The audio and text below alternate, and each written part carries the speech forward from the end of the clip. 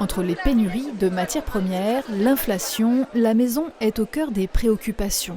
Le 43e salon Habitat et Bois vient d'ouvrir ce jeudi au centre des congrès d'Épinal.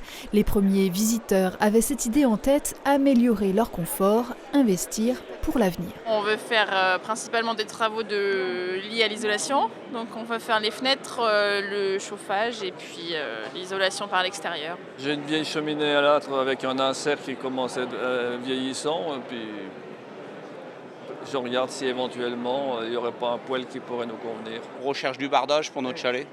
Voilà. C'est trouver, voir s'il y a des prix intéressants et tout, vu la conjoncture actuelle. Donc le problème c'est qu'il y a des grands délais pour la livraison.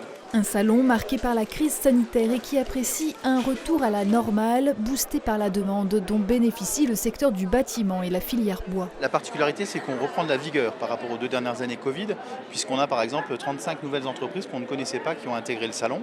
On a une remontée en exposants aussi, on va avoir à peu près 270 exposants sur cette édition-là. Pour répondre à la demande et rassurer les clients sur l'avenir, à chacun sa solution. Tout d'abord, les alternatives au fioul, gaz et électricité, avec l'objectif de contrôler ses factures d'énergie. Aujourd'hui, la tendance est plutôt sur du bois, finalement.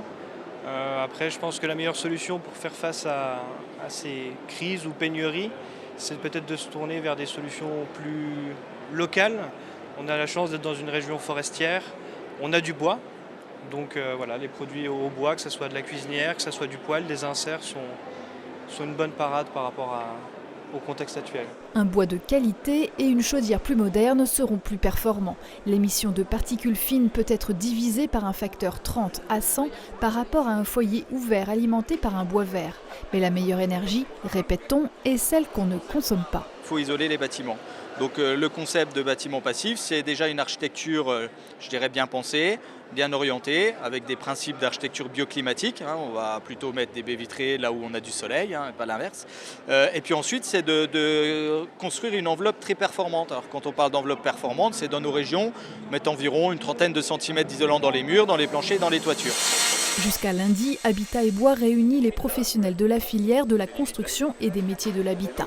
25 000 m² d'exposition à parcourir aussi sur Vosges TV qui consacre au salon 3 émissions spéciales.